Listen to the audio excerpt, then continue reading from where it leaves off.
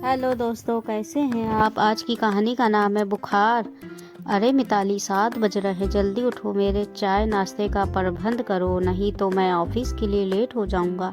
संजय ने अपनी पत्नी मिताली से कहा। संजय ने मिताली के सर पर हाथ रख कर देखा तो उसे बहुत तेज़ बुखार था। संजय सीधा अपनी माँ के कमरे में गया। माँ, मिताली को बहुत तेज़ बुखार, आज मंथ एंड है, मेरा ऑफिस जाना बहुत ज़रूरी है, नहीं तो मैं छुट्टी ले लेता। आप जल्दी से मेरे लिए चाय नाश्ता बना दीजिए प्लीज़। मिताली को नाश्ता खिलाकर दवा देकर मैं ऑफिस चला जाऊंगा। संजय ने माँ से कहा, बेटा तू ऐसा कर, ऑफिस जाते जाते बहू और गुड़िया को उसके मैके छोड़ दे, वहाँ उसकी देखभाल अच्छे से हो जाएगी।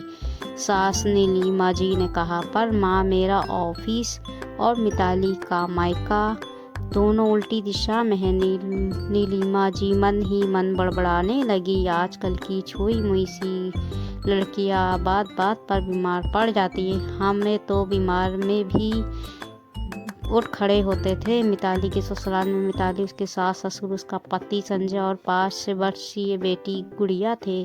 नीलिमा जी के माथे पर बल पड़ गए, लेकिन बहू की तबीयत खराब थी, इसलिए नाश्ता बनाना व अन्य सब काम उन्हीं को करने थे। बहुत दिनों से काम न करने की वजह से उनसे अब काम नहीं किया जा रहा था। नाश्ता बनाने के बाद उन्होंने घर की सफाई शुरू की। घड़ी की तरफ देखा तो सफाई आधी अधूरी छोड़ लंच बनाने के लिए किचन का रुख किया। आज तो काम करते करते हालत पस्त हो चुकी थी। खाना बनाकर उन्होंने अपना, गुड़िया का और अपने पति का खाना परोसा। पहले बहू के लिए खाना परोस लो, बहू के कमरे में जाकर देख आओ अब कैसी तबीयत है।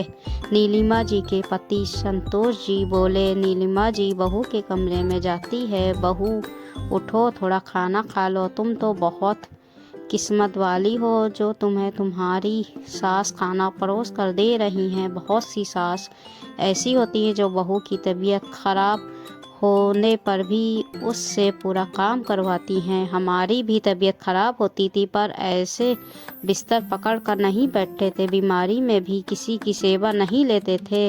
नीलिमा जी ने एहसान जताते हुए बहू को बोला, बुखार के कारण वैसे भी खाने की इच्छा नहीं थी। अब तो सास की बातें सुन मिताली का खाने से मन ही उतर गया। शाम को संजय मिताली को हॉस्पिटल ले जाता है। सारे टेस्ट रिपोर्ट आने पर पता चलता है कि मिताली को टाइफाइड हो गया है। नीलिमा जी संजय से कहती है, देख बेटा, बहू 3 दिन से बहुत बीमार है, 15 दिन और लग जाएंगे उसे ठीक होते होते। यहाँ मुझे बहुत परेशानी हो रही है। बहू का अलग खाना बनाना, चाय दूध, उसके कपड़े धोना, बहुत काम बढ़ गया है। ऐसा करो मिताली और गुड़िया को उसके मैके छोड़ आओ। लेकिन मैके में भी तो उसके मम्मी पापा अकेले ही रहते हैं। उसकी मम्मी तो उम्र दराज हो गई और उसके पापा की पिछले महीने ही बाईपास सर्जरी हुई थी। मिताली और गुड़िया के जाने से उन्हें परेशानी होगी।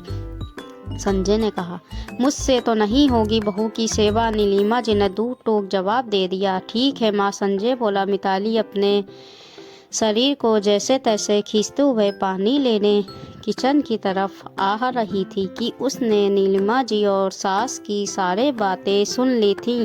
वो डाइनिंग टेबल की कुर्सी खींच कर बैठ गई। मेरा मैका क्या सुधारग्रह है जो आप लोग मुझे बीमारी में भी वहाँ भेज देते हैं। सालों से मैं अकेले घर का सारा काम करती आई हूँ, चाय नाश्ता लंच डिनर, घर की साफ सफाई, सबके कपड़े धोना, साथ में छोटी बच्ची को भी संभालना। मैं सबका काम करती हूँ पर मेरी ज़रूरत के समय कोई मेरी मदद को तैयार नहीं। मुझे मैके भेजने की बात की जा रही है। 2 साल पहले जब स्कूटी से गिरने के कारण पैरों में प्लास्टर आ गया था, तब भी आप लोगों ने मुझे मैके भेज दिया था ताकि बहू की सेवा ना करनी पड़े। आप तो सबसे कहती फिरती हैं हमारा सास बहू का नहीं, माँ बेटी का रिश्ता है।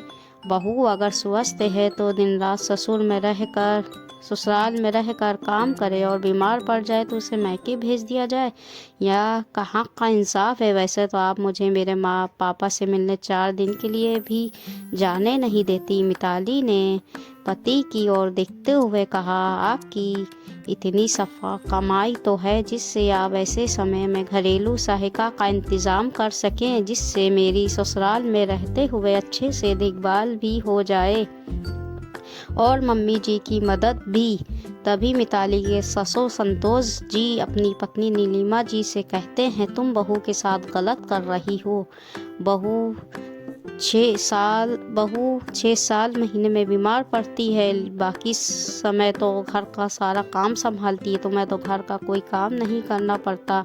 जब बहू हमारा इतना ध्यान रखती है, बदले में हमसे कोई उम्मीद भी नहीं रखती। ज़रूरत पड़ने पर सब एक दूसरे का सहयोग करें, यही तो परिवार है।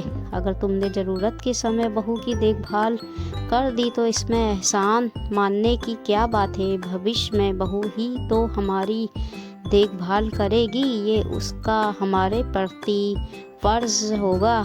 वैसे ही आज ज़रूरत के समय बहू की देखभाल करना हमारा फ़र्ज़ है। फिर नीलिमा जी ने बहू के सर पर हाथ रखते हुए कहा, बेटा तुम मायके नहीं जाओगी, यहीं अपने घर में हम सब के साथ रहोगी।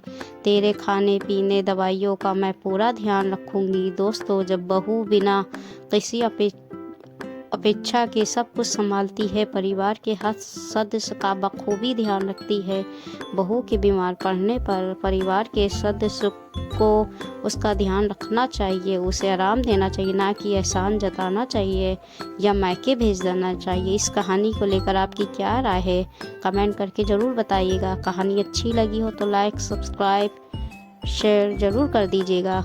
मिलते हैं अगली कहानी के साथ। जब तक कि अपना ख्याल रखिए, दुआओं में याद रखिए। अल्लाह हाफिज़।